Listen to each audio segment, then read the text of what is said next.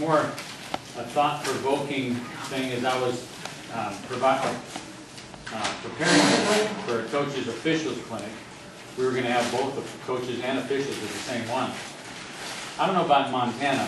I mean, I did the Montana coaches clinic years ago, but there wasn't any officials around.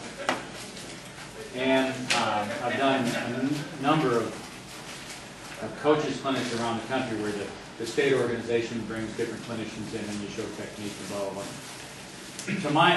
As far as my experience, the only one so far, a year ago I did the Minnesota coaches clinic, where I'm from, obviously, but I hadn't been back there forever, and I had never done the Minnesota coaches clinic before.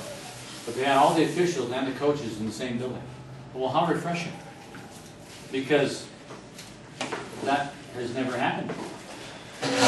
But it went downhill from there. As soon as they went through the initial meeting, they said, all right, coaches, you're on the other end of the school, you know, where the wrestling room is, blah, blah, blah, blah, and officials, you stay in this auditorium. And they basically had their own seminars. And I thought they were going to be together. I said, why don't you guys all work together? Because you bitch about the same things every year. You're fighting each other in certain scenarios. So how about you deal with some of the stuff from technique, from a coach's perspective. You know, I'm showing technique that I think is legal, but then my guys get out there and they start doing it, and they're getting called for, you know, unnecessary roughness or going against a joint or whatever. And there's a number of scenarios that happen pretty regularly. And so I said, well, why don't we get them all together? And we can discuss from the referee's perspective, from the coach's perspective, and see where they're coming from. And so that's the concept that we're putting together. I'm actually going to be doing a coaches camp for USA Wrestling later in August. And these are some of the stuff, some of the things that we were discussing as far as coaches wanting information. The third page, addressing coaches and officials properly. In Colorado Springs, I've got a friend, Dave Frisch, who's a Hall of Fame referee. He's actually from St. James, Minnesota. He wrestled in high school just a few years ahead of me. He reffed all the Air Force matches, or most of the Air Force matches. You guys know Dave. The guy was just the best ref in the country. The coaches respected him. The referees obviously respected him. The wrestlers respected him because of how he treated coaches in the corner. So you've got, and we've all seen it. How many of you guys have repped? I've spent some time repping. And obviously you've got a different perspective when you're repping than when you're sitting in the corner. But Dave had just some refreshing things to say to the officials as far as how to properly, well here, turn to that third page, third page in my deal, addressing coaches, officials properly. Official needs to calm the coach in the corner. You've got a coach that just blowing his cork over there. That's going to cost his team. I was in a situation that was, and it was a little kids program. Years ago when I was an assistant coach in Minnesota, I repped these little kids programs.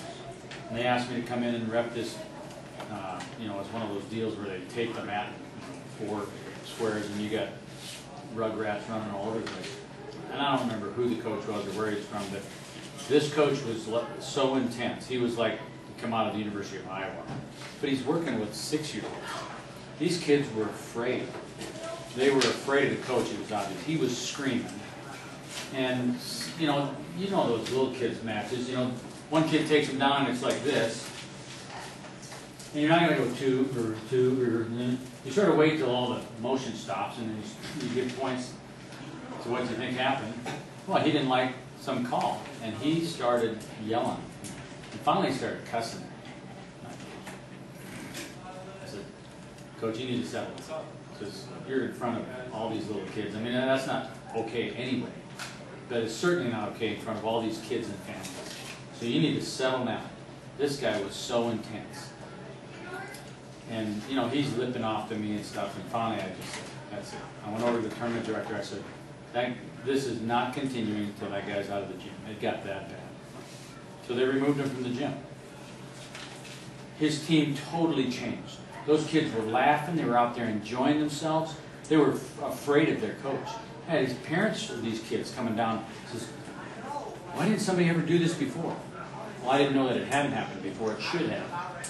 But you can be too intense in the corner. Now that changes with the level of wrestling. But I've seen, and we've all seen, and maybe been, that coach in the corner that was irate. I've been there.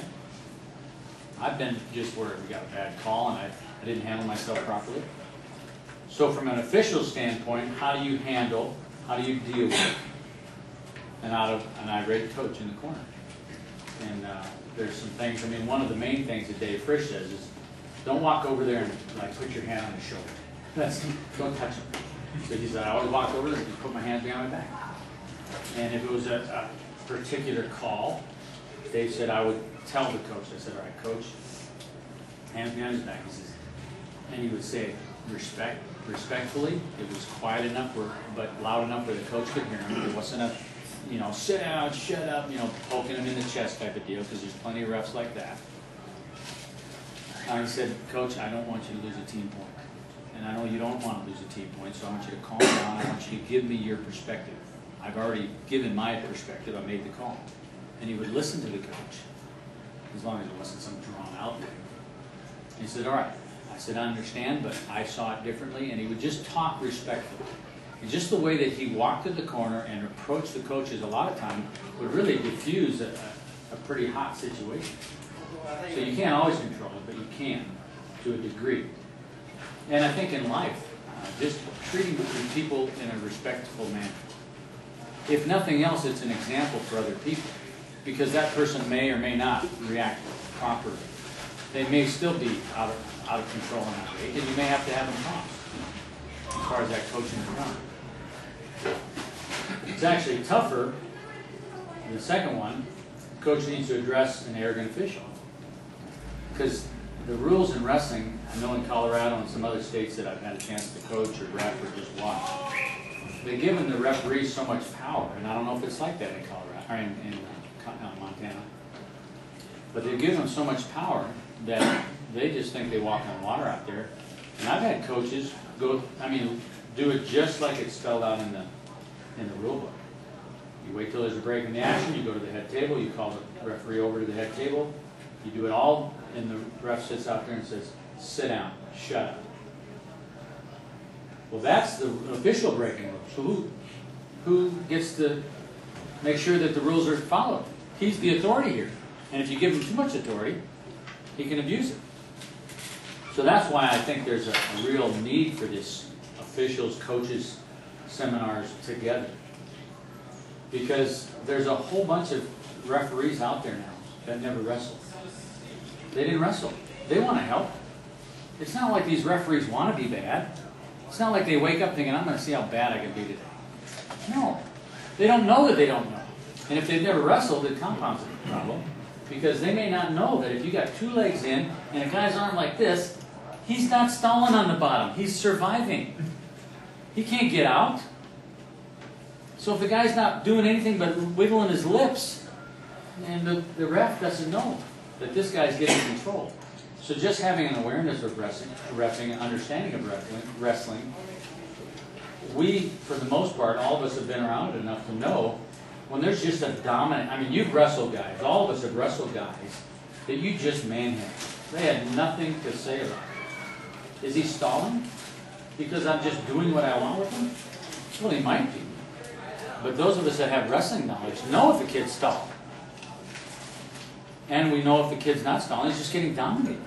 You get some little pudgy kid, and he's going against some stud. Give the kid a break. It's not going to be real long anyway. So if he's stalling, it's not going to be real long because he's going to get pinned and the match is going to be over. So how do you deal with that? I've got a coach, a friend of mine in Florida, where he says, I've been all over the country. We got the worst refs, most arrogant refs. So he started filming matches so that he can make an official protest with evidence. So then it's not my opinion against his opinion and memory, and it was last week, and all of a sudden it's 2 weeks away, and all of a sudden it's a month away because they don't have a chance to review it all within a timely manner.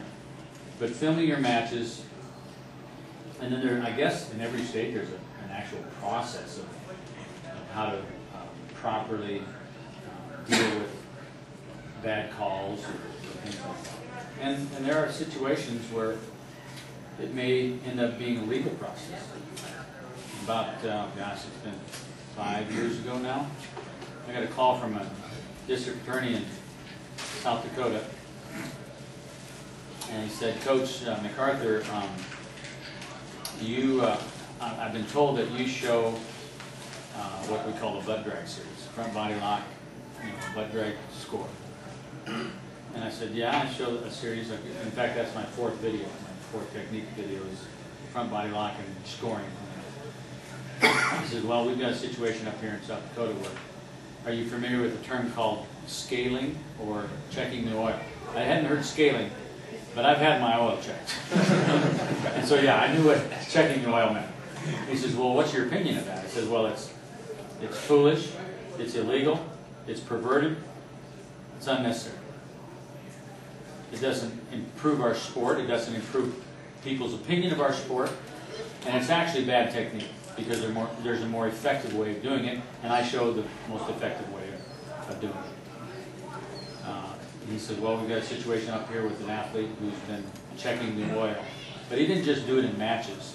He did it to his smaller teammates on the back of the bus. He did it before practice, before the coaches were in the room. Now, he did it always through clothing. But he was just sticking his finger up these poor little kids' butts, and he was so much bigger. This kid was returning, he was a state champion. This guy was an athlete. And he was holding younger kids down on the back of it. I mean, it was just bad. Well, from a legal standpoint, anytime you penetrate the body without permission, from a legal standpoint, that's rape. That guy got indicted in 7 counts of rape. And I think he went to prison. And it was a coach that showed him how to do it. Well, he obviously took it way too far. One, the coach should have never shown him that. That was just pathetic. But a lot of people don't know that that's illegal. And you do it. Immediate disqualification. Flagrant misconduct, immediate disqualification. So they flew me out there. I was the first person on the stand. The defense attorney, this kid's defense attorney, said, well, here's the finals of the South Dakota State Championships. Jerome Hunt, this kid's name is. I don't know if you guys know or heard of him.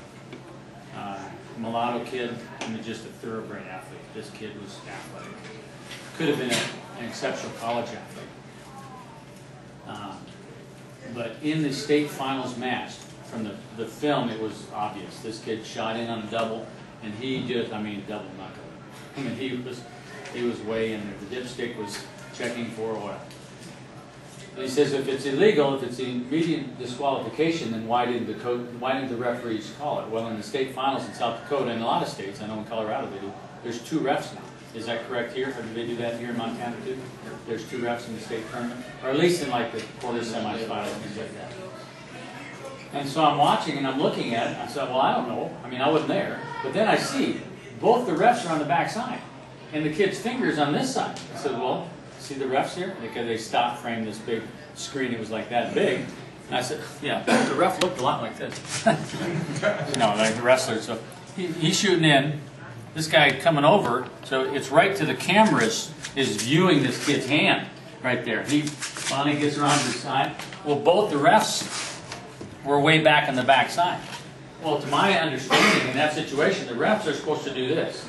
As they move, they're supposed to be seeing the opposite angle of whatever's happening. So I said, the refs are out of position. So they can't call what they don't see. Half the crowd could have been screaming it, but if they're not in position to see it, they can't call it. So that's why it didn't get called. Well, 8 of the young men came forward. I guess he did it to about 12 of them. 8 of them came forward with the lawsuit. 3 of them never wrestled again. They're in counseling. It's like being sexually abused, and depending on the just how bad it was for them, who knows how different people deal with those things. So as coaches, we've got to be protecting our kids. We've got to be protecting them from situations like that. At summer camps, at different things, you don't know.